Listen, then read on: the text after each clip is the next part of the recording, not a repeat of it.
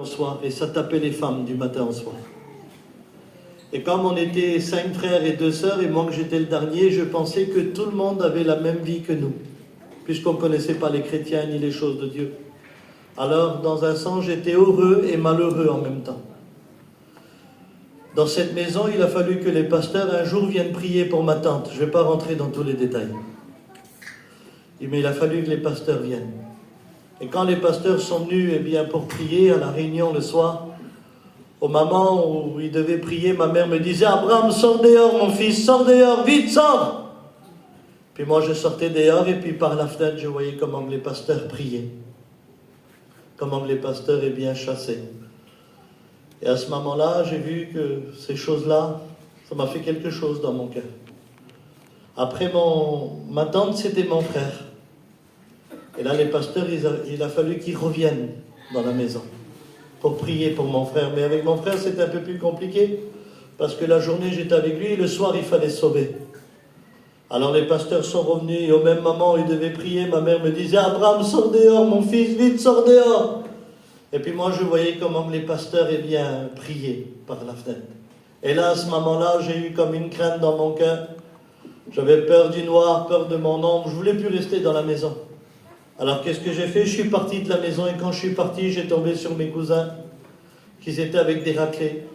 Et mes cousins, qu'est-ce qu'ils faisaient? Ils buvaient, et puis ils se droguaient. Et qu'est-ce que j'ai fait? Sans vouloir, et puis c'était la première fois de ma vie, alors j'ai touché à la drogue et j'ai touché à l'alcool. Et quand j'ai touché à ces choses-là, alors je les ai aimées. Et j'en voulais encore de cette drogue, je voulais encore de cet alcool. Et comme chez nous, il n'y avait pas grand-chose, alors j'ai commencé à voler pour me procurer ces choses. Et quand j'ai commencé à voler, je me suis procuré ces choses. Et quand je me droguais, le soir, ça me disait dans mon cœur, tu vas rentrer, ta mère elle va voir que son dernier, c'est un drogué.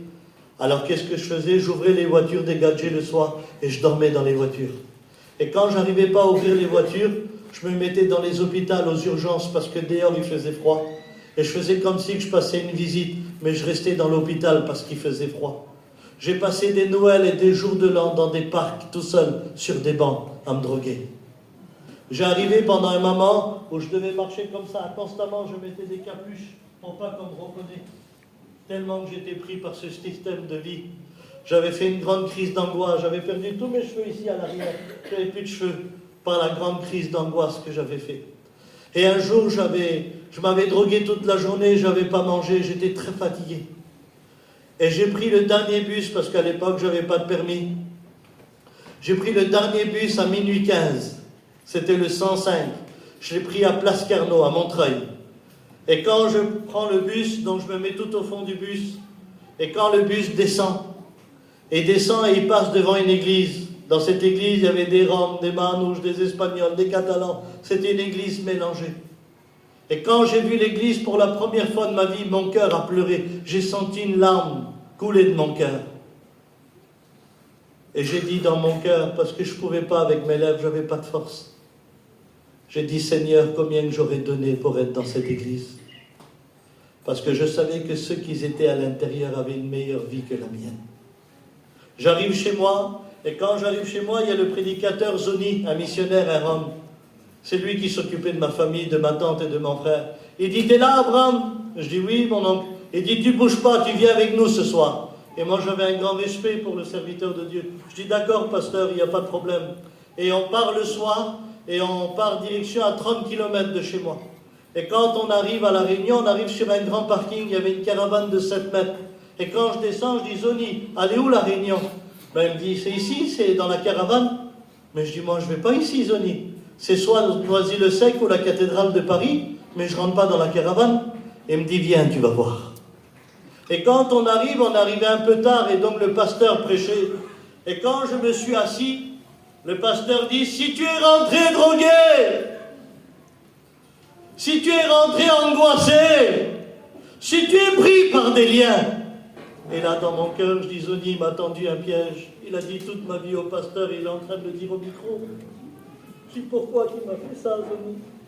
Et au moment où je veux me lever pour me sauver du camping, le pasteur, il a dit un mot qui avait que moi et Dieu qui connaissait ce mot-là. Et là, j'avais compris que Dieu était en train de me parler. Il dit, si ce soir tu veux être libéré, si ce soir tu veux être pardonné, si ce soir tu veux que ta vie change, il dit, lève ta main là où tu es. Et j'ai levé ma main droguée. J'ai saisi le message et j'ai senti un feu rentrer en moi. J'ai senti des chaînes tomber de mes mains, des écailles tomber de mes yeux. J'étais là dans le camping, j'ai dit, qu'est-ce qui m'arrive, Zoni? Qu'est-ce qui m'arrive? Il dit, ne t'inquiète pas, Abraham, c'est la présence de Dieu, c'est la grâce de Dieu. Je dis, emmène-moi chez ma famille, je veux voir mon père, je veux voir ma mère. Il y avait des jours où j'étais parti. Et là, je passe vite. Je me suis converti, je me suis baptisé. J'étais baptisé du Saint-Esprit. Je me suis marié avec la fille d'un pasteur. 2004, 2005, j'ai fait mes études. Et en 2005, un mercredi après-midi, je m'en souviendrai toute ma vie. Mon ancien m'appelle, il me dit, Abraham, t'es où? Je dis, je suis à la maison. Il dit, va vite à l'église. Ouvre la porte, parce que je suis dans les embouteillages.